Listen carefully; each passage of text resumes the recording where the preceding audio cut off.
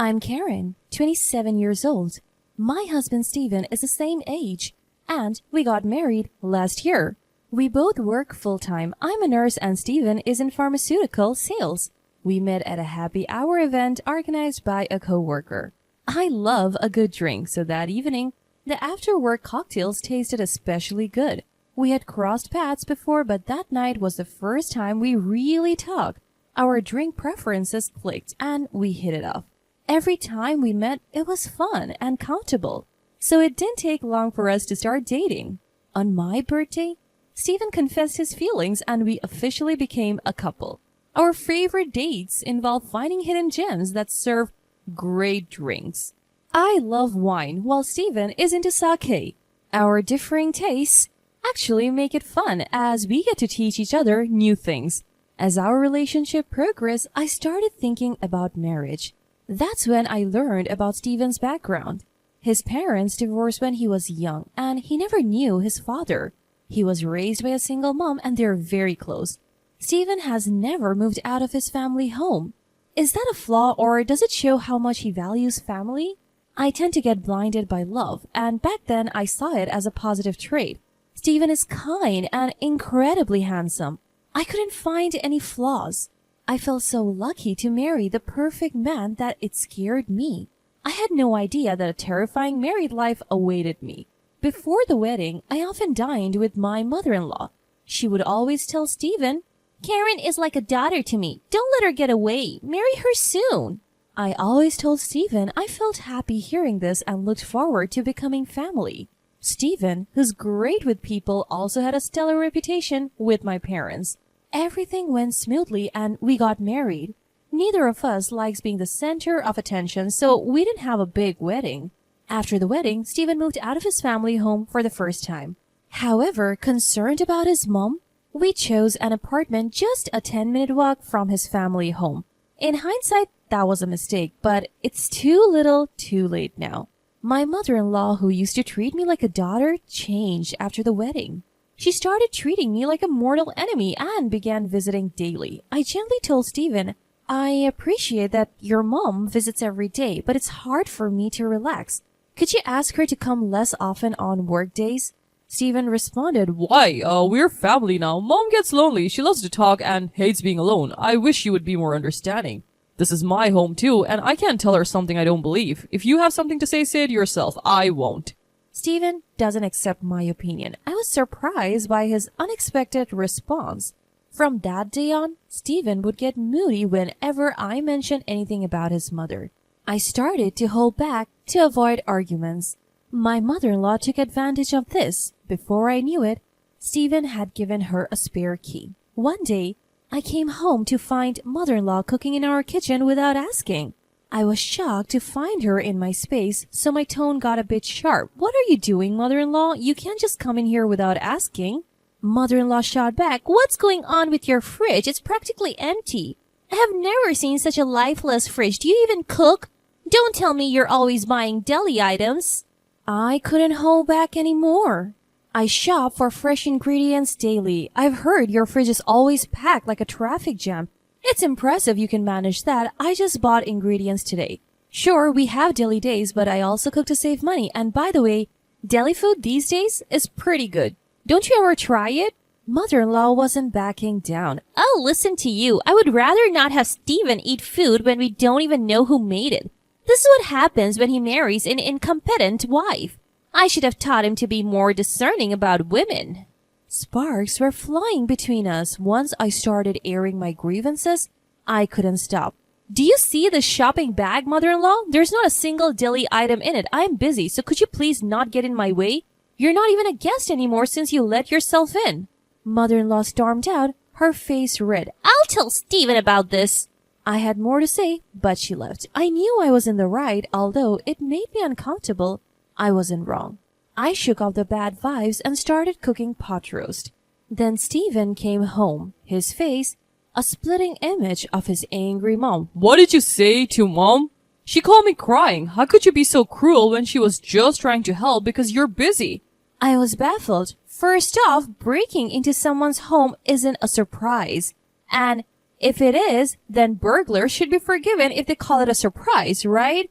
This happened because you gave her a spare key. She could have come when one of us was home.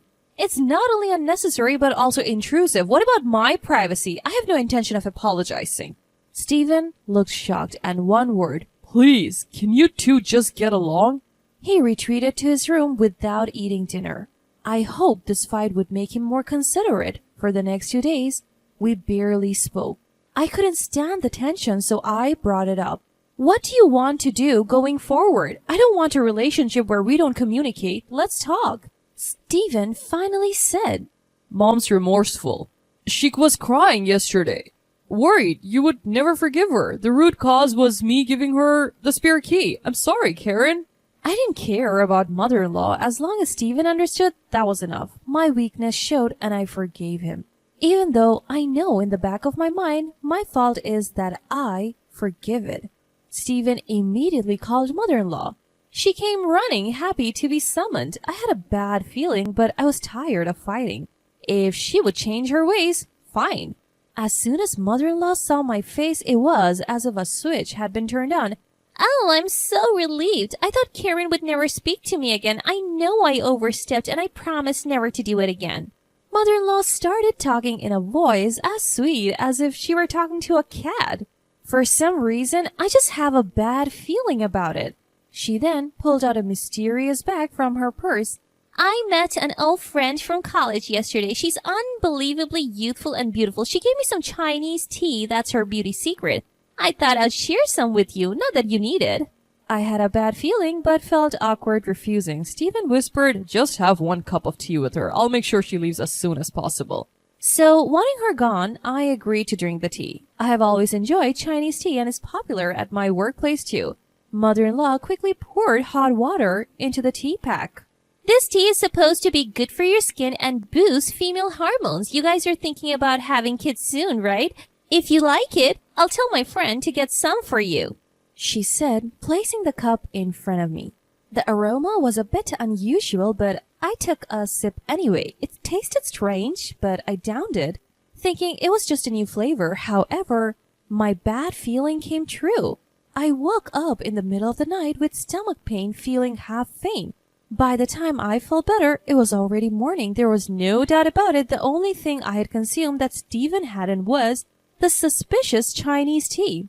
I told Stephen about it, but he didn't take me seriously.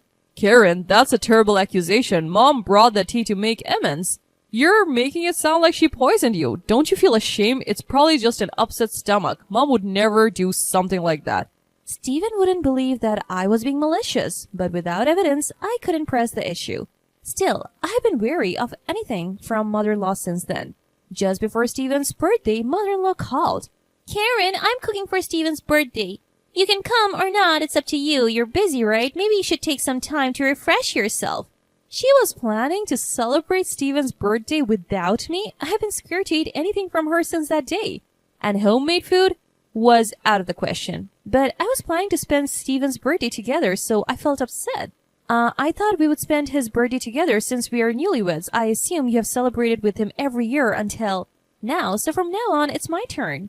Before I could finish, she cut me off. Anyway, I want Stephen to come home. You don't have to come, Karen. We can celebrate your birthday next month, okay?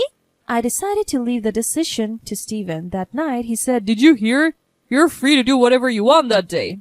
He chose mother-in-law over me without hesitation, and I was getting fed up. On Stephen's birthday, he was in high spirits, and it made me feel sick. My feelings for him started to wane. He seemed to enjoy celebrating with just his mom becoming more of a mama's boy, and they started dining out together more frequently. I'm busy with work and can't focus on that all the time. A month flew by, and it was my birthday. We usually celebrated at our favorite restaurant. I assumed this year would be the same, but Stephen surprised me. Mom wants to celebrate your birthday with us. She would be happiest if you two got along. I was so shocked, I froze. Stephen, still in high spirits, didn't notice. I said, I wanted to celebrate just with you, Stephen. We weren't together on your birthday, so let's spend mine together. For some reason, Stephen thought I was being polite. No, you don't have to hold back. Mom offered, so it's fine. He just didn't get it. I had no choice but to be firm. Stephen, no offense to mother-in-law, but I want to spend my birthday just with you. I want to go to our special restaurant. Then Stephen suddenly got angry. Don't waste Mom's kindness. You're heartless. Why haven't you noticed that Mom didn't invite you to my birthday? Just do as I say. It's already a hassle. I was done arguing. And then came my birthday. Instead of a restaurant, we were at home and of course mother-in-law was there. Neither of them seemed interested in my low spirits. I started to get angry as I saw them enjoying themselves in the kitchen. Then the lights went out and the cake came in. I was angry, but the cake helped me cool down a bit. Before blowing out the candles, mother-in-law announced she had a gift. I bought a wine worth $5,000 for your birthday celebration. Let me uncork it right away. The packaging looked worn and the cork was crumbling. Is this what they call vintage? Mother-in-law poured a generous amount of wine into my glass. Even in the dim light, I could see the wine was cloudy. Memories of the Chinese tea incident came flooding back. I took a small sip. What is this? I spat it out immediately and turned on the lights. I turned the bottle of mother-in-law's so-called $5,000 wine upside down in the kitchen sink. Wine flowed down the drain. Stephen quickly grabbed the bottle from me. You're terrible. Apologize to Mom. What do you think you're doing? I saw what it meant to have a face filled with anger. Stephen was glaring at me. I poured wine into the glass Stephen was holding. Can you drink this then? Stephen looked puzzled but stubborn. He took a sip. At that moment, mother-in-law shouted, Stephen, don't drink it! Too little, too late. He spat it out immediately. What the heck is this? Mother-in-law took the wine away from Stephen. A shocked Stephen asked, Mom, where did you buy this wine? We need to file a complaint. This is fraud. It's spoiled. Mother-in-law looked guilty and said, That wine was just sitting in the back of our kitchen. It's 50 years old. I heard on TV that it gains $1,000 in value every year. Vintage wines are properly stored in wine coolers. Upon closer inspection, the cork was more damaged than I thought. It was cloudy and smelled like mold. Even Stephen couldn't hide his surprise. What bothered me was mother-in-law's don't drink it. I suspect she knew it was spoiled, but she would never admit it. I couldn't forgive mother-in-law for this. Can you please leave? I can't keep my composure. Just get out of my sight. Even as I said this, mother-in-law kept making excuses to Stephen. I felt invisible. But even mother-in-law, clearly uncomfortable, made a hasty exit. After she left, Stephen said something unexpected. Mom doesn't drink, so she wouldn't know. Good thing we didn't give it to anyone else. Even after all this, Stephen defended mother-in-law as if it were an accident? At that moment, my feelings for him cooled. My resolve solidified against Stephen, who defended mother-in-law despite what she had done to me. I had been turning a blind eye to his excessive attachment to his mom. I want a divorce now. I presented Stephen with divorce papers I had kept just in case. He was speechless. When he asked why, I said, Ask yourself. Do you know how much I have put up with? I have reached my limit. Then without asking, on top of that, he deeply apologized, saying, I won't do it again. You're the one for me. He started confessing to multiple affairs. I had suspected infidelity, but I was shocked to hear about 4 different women. I had no more doubts. I decided to divorce him. There was no need for a private investigator. Evidence of his affairs was plentiful. During our discussion, he suddenly blurted out, You'll regret divorcing a cool guy like me. Stephen says like a fool. I was disgusted at my own foolishness for ever loving such a man. Multiple affairs and being a mama's boy were more than enough reasons for divorce. To avoid complications, I decided to hire a lawyer, even if it would be expensive. Stephen initially resisted the divorce, but eventually gave in, perhaps realizing the extent of his mistakes. He went back to his beloved mom. Later, it was revealed that his affair was with a co-worker and he was demoted as a result. Unable to be away from his mother, Stephen quit his job. He's apparently job hunting, but rumors spread fast. He can't find a job in the same field because his workplace affair became public. Still, unable to separate from his mother, he ended up working part-time. Given his arrogant and unreliable nature, it's unlikely he will keep the job for long. I need him to work steadily to pay me alimony. For now, the payments are coming in without issue, so let's call it good. I later found out that mother-in-law, who had acted so high and mighty, was a hoarder. Steven's family home was literally a trash place. No wonder they never wanted me over. Eventually, the Stens became a nuisance to the neighbors and the police had to intervene. The thought of drinking wine from that house still makes me sick. Steven can live in his trash place and work his random part-time jobs with his beloved mother-in-law for all I care. I may have returned to my old life, but I'm happier just not being tormented every day. Steven won't be coming to my workplace anymore, so that's a relief. In hindsight, Steven had good looks but nothing else. The fact that he's making the alimony payments is a plus, I guess. Breaking up made me realize this: love is indeed blind. I have learned my lesson this time. I'm putting romance on hold for a while. I want to focus on my career.